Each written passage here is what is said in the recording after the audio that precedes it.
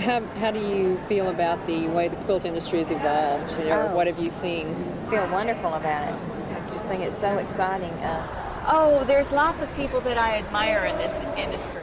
Every few years the rumor surfaces that it's dying back, and I have people tell me all the time, gee, it's too bad nobody quilts anymore. And I just, I crack up, and then I go into this spiel about, well, it's $1.5 billion a year industry, last I heard.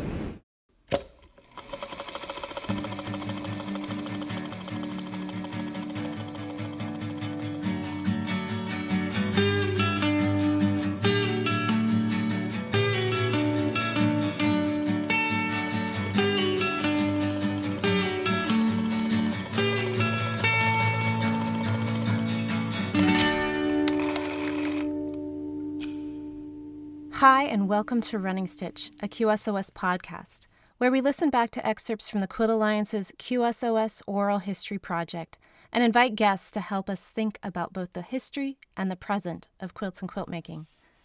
I'm your host, Janniken Smucker, and I'm proud to tell you that this past week I put binding on an unfinished project I found stuffed in a chest, and now it's hanging on the wall in my office. Another quilt finished.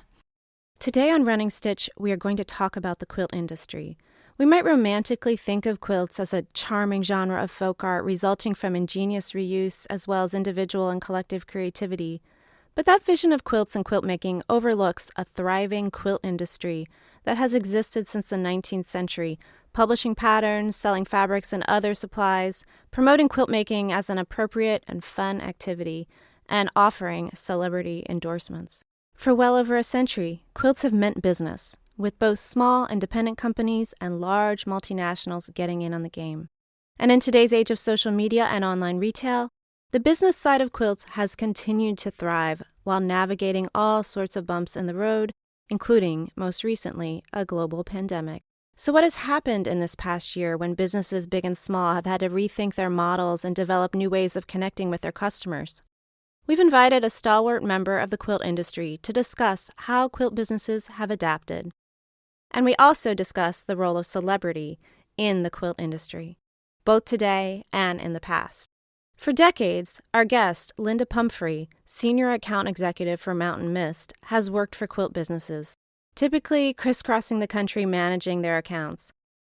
This year, she has stayed home, Zooming with her customers and colleagues.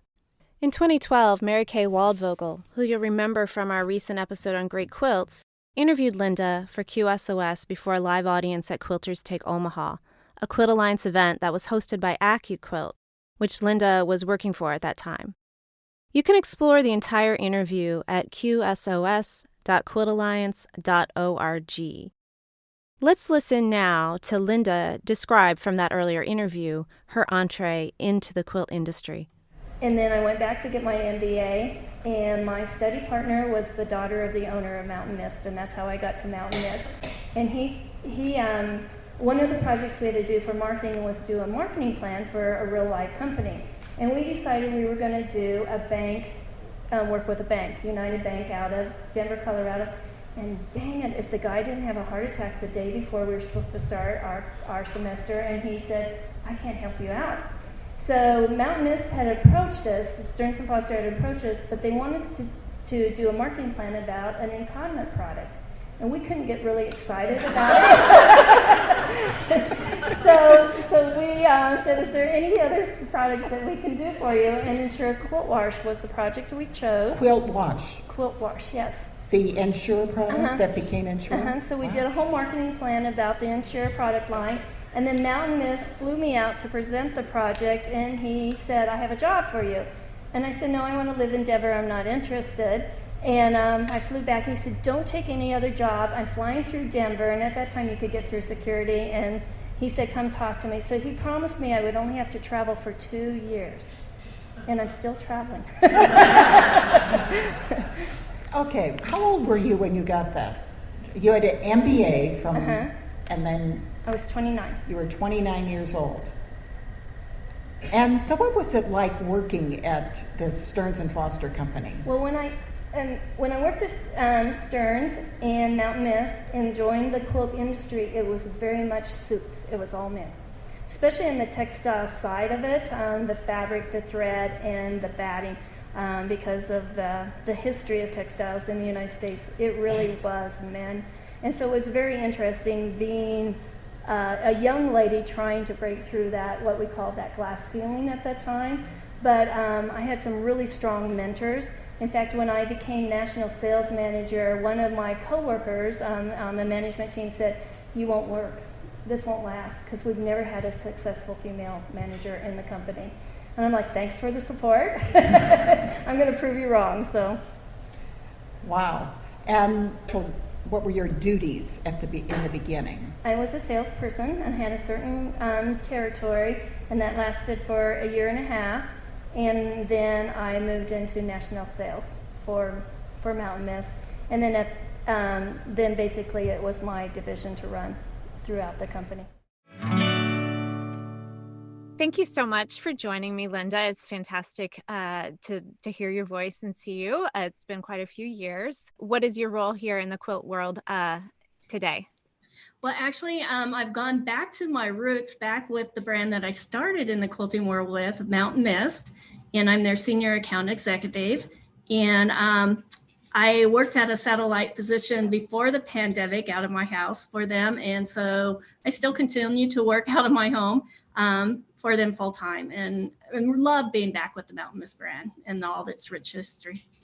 So I know for many years you were on the road a lot. Was that the case when you were working from home before, and what's it like now?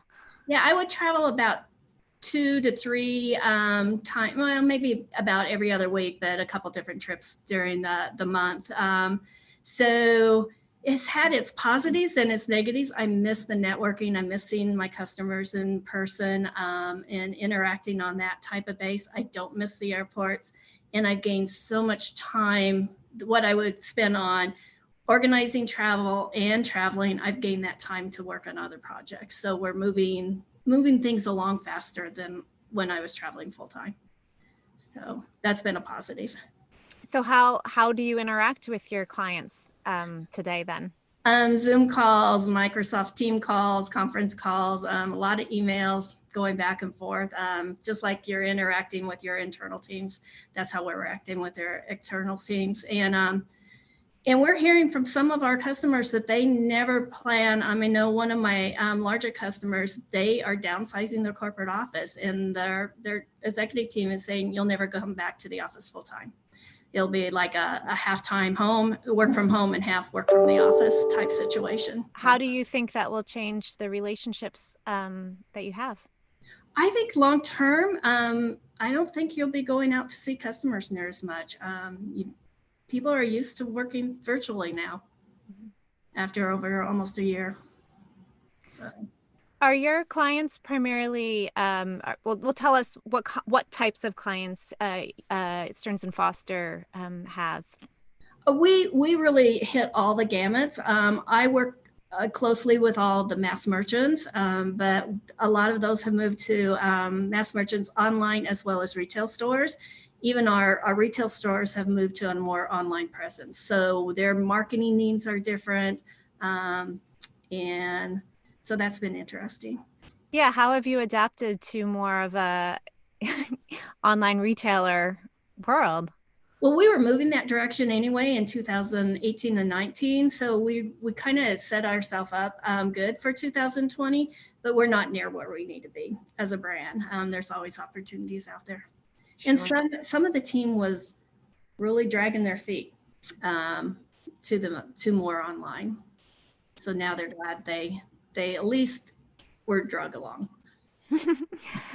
I mean, from my viewpoint as just a consumer in the quilt world, I've always sort of played that mix of some stuff I'll order online, some from bigger vendors, some things I definitely prefer to buy from smaller quilt shops. How do you see, what are consumers looking for these days? What is the quilt consumer, what are the quilt consumers' needs during this pandemic phase? I see where they like your notions, if you're buying a new cutting ruler or a new rotary ruler cutter or batting, that where you don't really need to see the color or touch or feel the product, they've gone online, and they were moving that way anyway, because I can shop any time of the day and get it in a couple days. The fabric and thread colors, where color, because all screens are different, they still were going to the store. I think they're still going to the store, but the stores are marketing to them differently on all levels, both the mass merchant and the independent quilt stores. They've gone to Facebook time, Zoom events, and so different marketing to them. But I think they're also being more flexible in return. So if I buy a piece of fabric and it's not matching exactly, I'm more willing to take that back.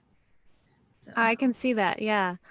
It hadn't occurred to me, especially for some of those smaller independent shops, how dependent they were on having in-store events and, having classes and workshops and all of that. Has a lot of that moved online? Oh, immensely. And it's been exciting to see the independent quilt stores really embrace how they can reach their customers. But what it's done for them is now, instead of just their radius, it might have been 100 miles where their customer was coming from, they can attack anyone from all over the United States and internationally, because now they've gone virtual. So their customer base is so much more widespread. And they're seeing new customers, is the feedback we're hearing in the industry. So looking back over your decades working in the quilt industry, when did you start? I started in 89. Okay. So what are some of the other key changes that you have witnessed over those years? Oh, I remember back in the early 90s, I wanted orange in one of my quilts. And I talked to a fabric company and they're like, orange fabric will never sell. It was all in the dusties at that time. And your variety of fabric was not available as it is today. And just the number of fabric companies out there has changed. And where it's made, of course, has changed. It's moved mostly offshore. But also the variety of tools. You had a rotary and you had a rotary, one or two rulers out there. Now you have rulers for every shape, construction and technique out there. A quilter doesn't just have one ruler. So just the quantity of the products has changed. And immensely, yeah. The other thing is where quilters go to learn. When I started, you were quilting bees and the local quilt guild and that type thing, or maybe the quilting group at your church. That really changed to now you go to the regional and the international shows and take the classes and learn from all the celebrities in the industry. And we really built a large group of celebrities. That has changed, of course, with 2020 immensely. But up to that point, the number of shows, quilt shows that were out there had just multiplied immensely. When I started in 89, you had Quilt Festival and you had AQS in Paducah only. And those were really the two, and the Road to California, and a few other more regional type shows. But AQS was doing how many shows up to 2020, and how have those, both the national and the regional shows, adapted this past year? They have been slow. Some waited and hoped that maybe by fall last year that they would be back in the game, but that didn't help. So some have been slow to change more to virtual, and I think they're really still struggling what that looks like, what type of event that looks like. So 2020 was really not friendly to in-person events of any sort. Obviously, yeah. So did some of those larger venues, did they hold like a virtual expo, or what did they do? Yeah, they held virtual things. They're doing classes now by Zoom. I've actually signed up for one coming at the end of January to share with my sister. So it'll be fun to see how that all works. But yeah, it's all gone onto virtual type format. And I know the class I was trying to get in was sold out, so they're selling out. That's a good sign. But they haven't been really able to figure out the monetary side for the vendors yet in a way that makes sense for the vendors. So Yeah, I would imagine that's kind of challenging. It's one thing to put up an online presence or, join a Zoom call, but if you're not, is it worth your while monetarily, is a different question, I would imagine. Yeah. I've been able to talk to a few small business owners in the quilt world who have said how much they've really struggled this past year. I mean, they've needed to adapt, but in adapting, they've had to, whether it's lay off staff or reduce hours, or, I mean, just as you mentioned, so many of those in-person events. Mm-hmm. How do you think the independents will weather this crisis? I think those that have adapted to a virtual online or Facebook type sell, pick up at the door, that type thing, they'll weather it well. I've heard of several having record years last year.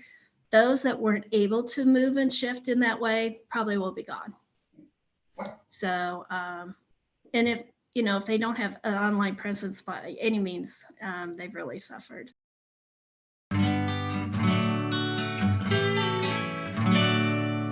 So you've mentioned a couple times the importance of the quote celebrities in the quilt world.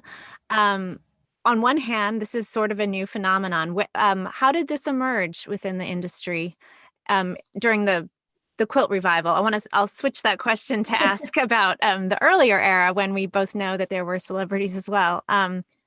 I think it was the in-person events. You have these celebrities winning major dollars on the show event, or putting out a book that has just hit what quilters want to be quilting.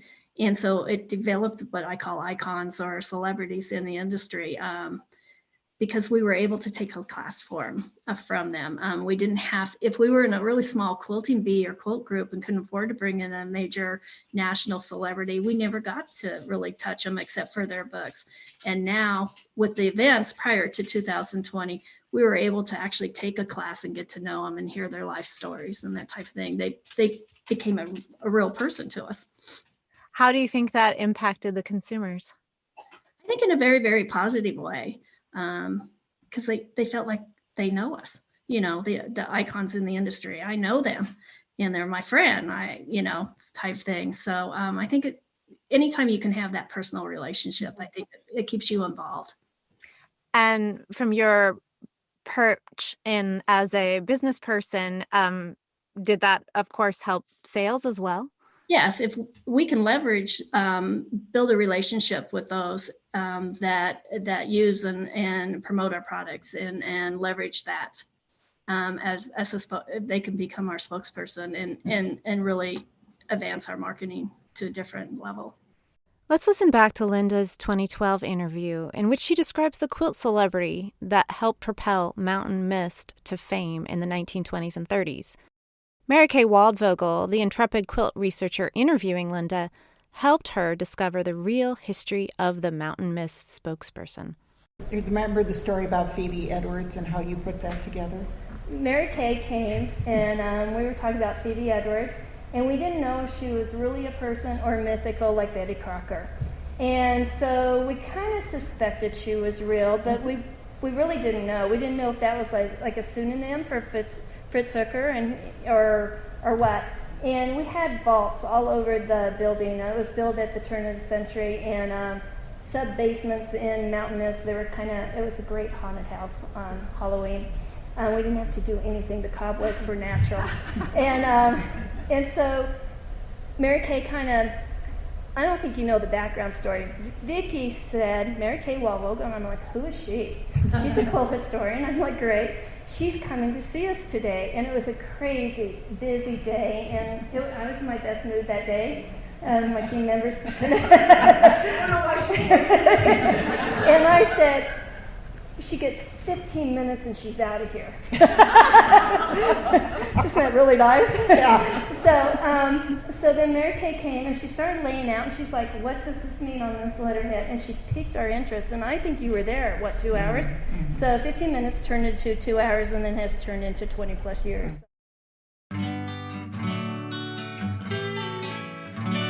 So Phoebe Edwards, we didn't know. So then I was in the vault, and Mary Kay has this happen all the time, so I really think it was your charisma. There was insurance books all over the vault where we kept the quilts, and I was climbing up, and I knocked a book on my head, and that happens to you all the time. So it really was meant to be your charisma. And I opened it up because I saw it was life insurance records from the 1930s and 20s, and sure enough, there was a Phoebe Edwards Lloyd. And Tom Lloyd. And Tom Lloyd was one of the senior managements of the production side of the business. And so then I kind of started asking, and Charlie Mason, who was the gentleman he had worked for the company over 50 years at that time. And so I went to him and I'm like, who are these people? And he said, well, who would know about this is the personnel manager. They know everything. Personnel knows everything about everybody in any company. So if you ever want to know anything about a coworker in your company, go to personnel, HR. But anyway, so I called the HR person that had retired about 20 years before, and I said, do you know? And she said, oh yeah, Phoebe was allowed in the 1928, 29 era to come to work for Mountain Mist because there was a cousin that worked, Tom Lloyd, and she would be protected. And so she came from a very upscale family in Cincinnati, and she then moved on to New York City, was quite a creative person, and never got married, but had a beau for all those years. And she would do really fun things like tape record Merry Christmas greetings to all her family and send out a record of that recording, because tape recording hadn't really started at that point. But so. And that photo, we just showed her head, but the photo, that's just part of it. There's like 2 or 3 other people, they're kind of posed like some colonial look, and she's just smiling away. So there really was a Phoebe Edwards, and once we identified her, we could see her in the advertisements. Like, she's the one working on a dogwood quilt. You see the back of her head. But you did it. Phoebe Edwards was actually a real person, but her persona carried on for many decades. Through the 70s and then was retired and then brought back in the 90s again. And she's since kind of been on a hiatus again, but she was like your Betty Crocker of quilting. You could go to Phoebe Edwards, whether you bought a Mountain Mist batting or not, and ask her a general quilting question, and they would answer back. She was one of the icons in the industry.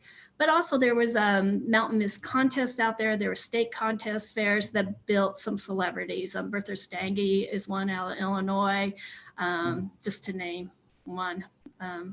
She came to mind for some reason.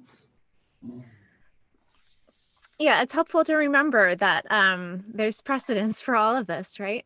Yeah. Looking ahead, do you think, I guess we all have so much uncertainty still. Do you think a lot of these changes will be permanent? Oh, absolutely. I mean, in all areas of consumerism, it takes so much less time to order your groceries online and pick it up at the store. How convenient is that? I don't think that will ever change 100% back to only in-store shopping. The same in the quilting world. It's easy to order your product online. And also from a store standpoint, I think they will continue to outreach to their customers by Facebook type events or Zoom events in their store, because again, it spread that consumer base so much wider for them. And they're not going to want to just divorce those consumers when we can all start moving outside our home in a much bigger way. So they're going to continue to outreach to them in a virtual way. Do you think people will feel comfortable coming back to big events like Quilt Festival or Quilt Market?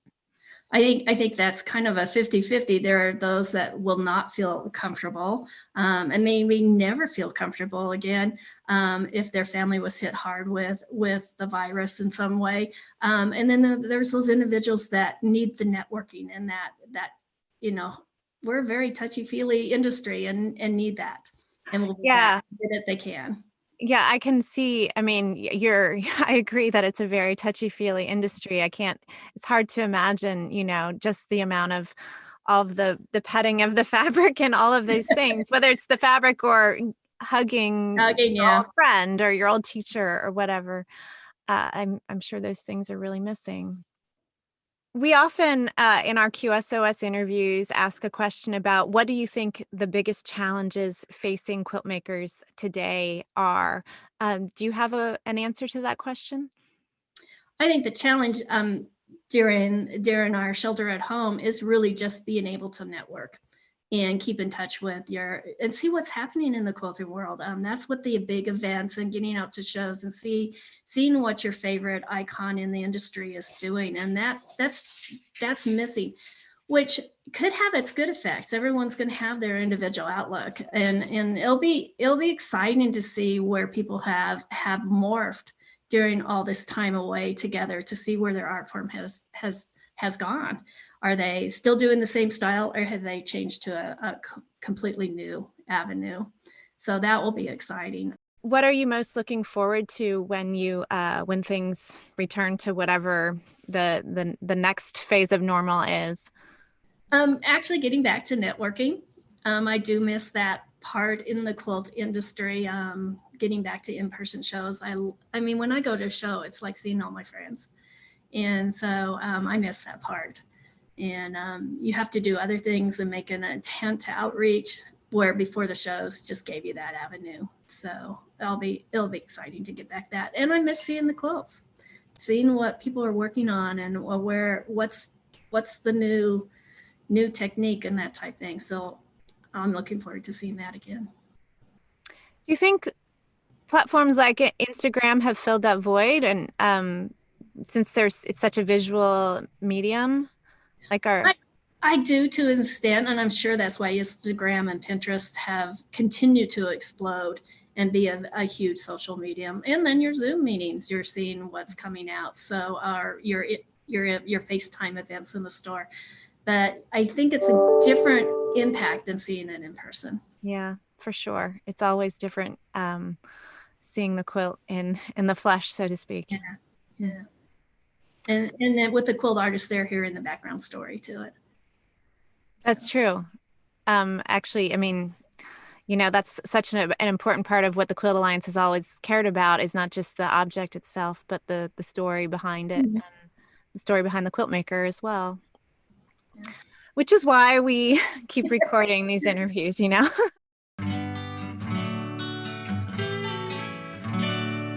I asked Linda if she had any final thoughts about the role of the quilt industry. I mean, I'm at the end of my career, so I kind of looking backwards in a lot of ways, and I've just been super fortunate to have the quilt industry as my career. It's supported my family, and really it's been a fun industry, both from a visual and just the people that are involved in it. It's a super great industry to be a part of, and I'm sure that will continue, especially even more so since we've all had to shelter at home and miss that aspect of it. Well, it's been lovely to speak with you today, Linda. Thank you so much for being a guest here on Running Stitch, a QSOS podcast. And we're all eager to, just like you, start seeing each other in person. Let's all hope for the best here coming ahead in 2021.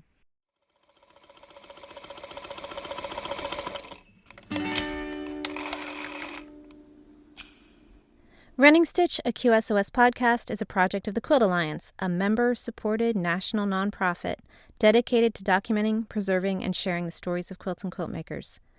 Running Stitch is hosted and written by me, Yannick Smucker, and I serve as co-producer with QSOS project manager Emma Parker, with support from Quilt Alliance Executive Director Amy Milne. This podcast is generously funded by the Robert and Artist James Foundation. QSOS Oral History interviews are archived with our partners, the Louis B. Nunn Center for Oral History at the University of Kentucky Libraries and at the Library of Congress American Folklife Center. You can listen to full interviews and see photos of quilts at our website, qsos.quiltalliance.org. Running Stitch features music by Chris Eselgroth, accompanied by a singer featherweight, and Amy's Best Sewing Shears.